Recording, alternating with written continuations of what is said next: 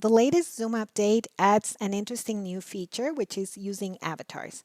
If you go here to the video settings, and I'm going to go to choose avatar, here under background and effects, and you have avatars, and you can create your avatar by selecting your face, your hair color, your eyes, and so on. I already did that and I created this avatar here. So I'm going to select that, close this, and now there is the avatar. So instead of my video showing, that's what I see, and it reflects the movements that my camera is picking up. I can also add a virtual background to my avatar, so I can do that. Now, if I mute myself and I turn off my camera, then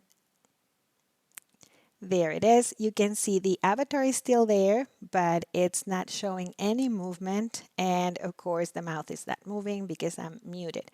I'm going to unmute myself and you can see again how I am talking. And if I start the video, then it's moving again.